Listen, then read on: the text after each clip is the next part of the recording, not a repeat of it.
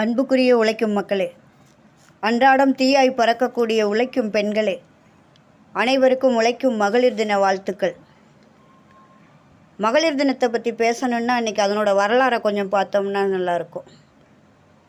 1857 குறிப்பாக அமெரிக்க புடவை தொழிற்சாலையில் தான் போராட்டமே துவங்கிச்சு. ஏன் அந்த போராட்டம்?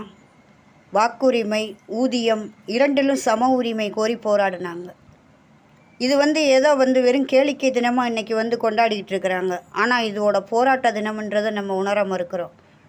குறிப்பாக மார்ச் 8 நடத்தக்கூடிய அந்த போராட்டங்கள் தான் தொடர்ச்சியாக பெண்களை வீதியில் இறங்கி தங்களோட விடுதலைக்காக குரல் கொடுக்க வச்சிச்சு. 1910 பெண்கள் உரிமை மாநாடு நடந்துச்சு.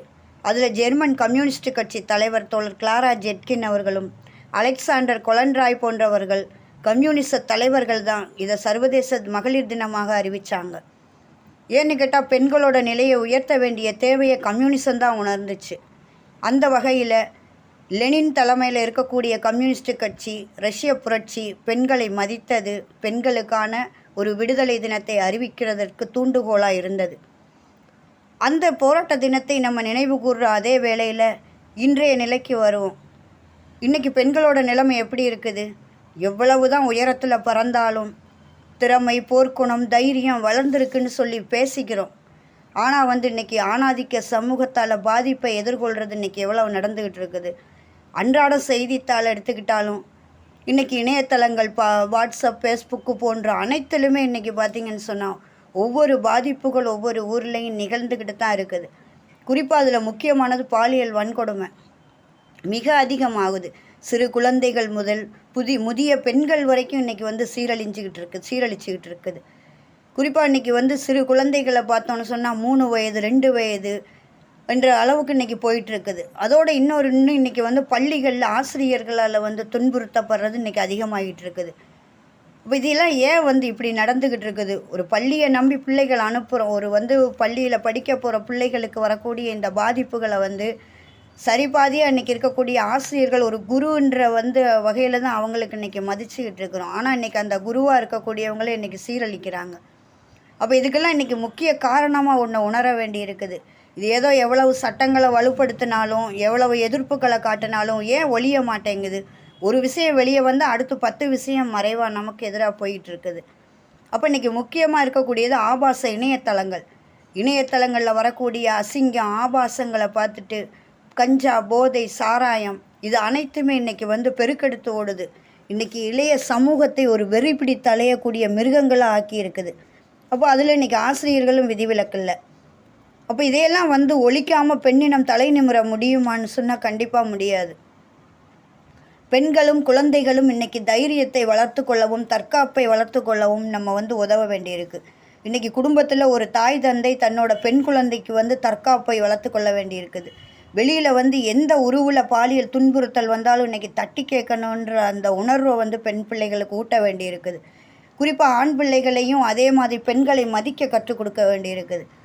அப்போ இன்றைக்கி தாய் தந்தைகள் புத்தி சொல்கிறது மட்டும் இன்றைக்கி போதுமானு சொன்னால் இன்றைக்கி வெளியில் சமூகத்தில் இருக்கக்கூடிய சீரழிவுகள் தான் இன்றைக்கி அவங்கள வழிநடத்திக்கிட்டு இருக்குது. அப்போ இதுக்கு எதிராகவெல்லாம் ஒரு விழிப்புணர்வோடு ஒரு போராடக்கூடிய தேவை இன்றைக்கி சமூகத்தில் அதிகரிச்சிருக்குன்றதை நம்ம பார்க்கணும். ஆனால் இன்றைக்கி அந்த விழிப்புணர்வும் இன்றைக்கி வந்திருக்குது. சிறு குழந்தைகள் தன்னை துன்புறுத்தக்கூடிய நபர்களை வீட்டில் சொல்லி உடனே காட்டி கொடுத்துருதுங்க. அந்த வகையில் இந்த விஷயங்கள் கொஞ்சம் இன்றைக்கி பரவலாகிட்டு இருக்குன்றதை நம்மளால் உணர முடியுது. ஆனால் இது மட்டுமே போதுமானா இல்லை. ஏன்னு கேட்டால் இன்றைய சமூகத்தை வழிநடத்தக்கூடிய இன்றைக்கி அரசியல் தலைவர்கள் எப்படி இருக்கிறாங்க? பெண்களை மதிக்கிறவங்களாக இருக்கிறாங்களா?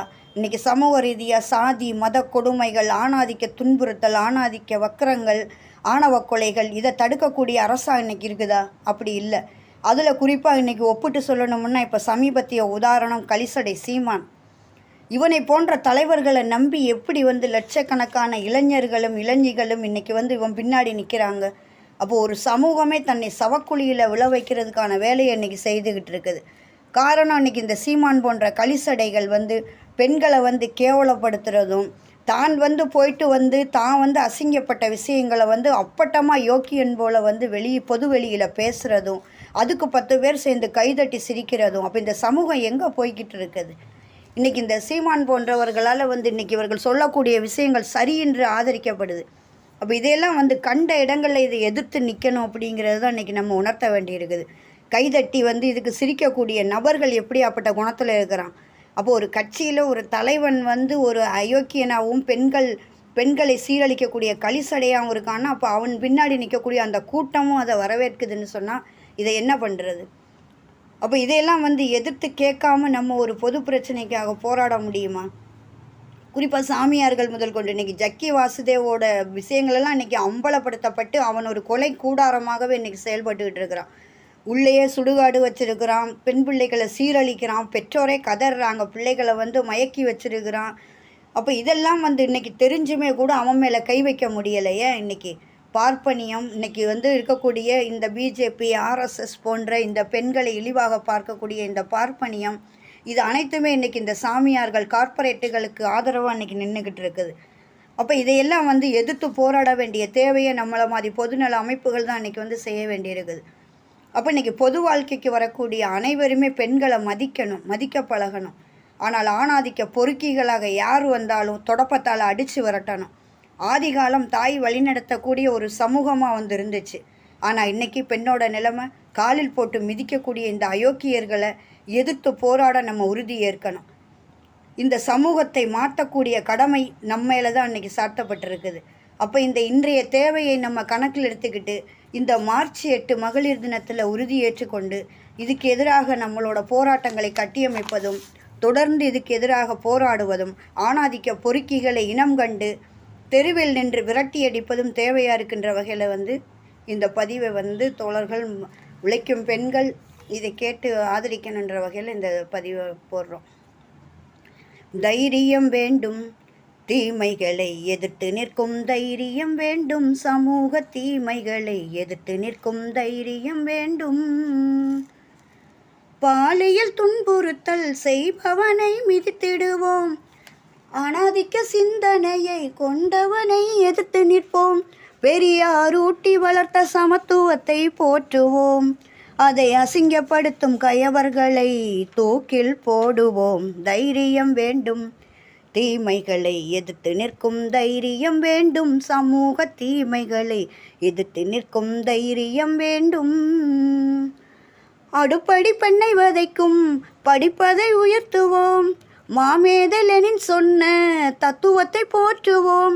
கம்யூனிச சமூகமே பெண்ணை போற்றும் என்றுரைப்போம், கம்யூனிச சமூகமே பெண்ணை போற்றும் என்றுரைப்போம். அதில் ஆணும் பெண்ணும் சமமென்று உரக்க கூறிடுவோம். தைரியம் வேண்டும், தீமைகளை எதிர்த்து நிற்கும்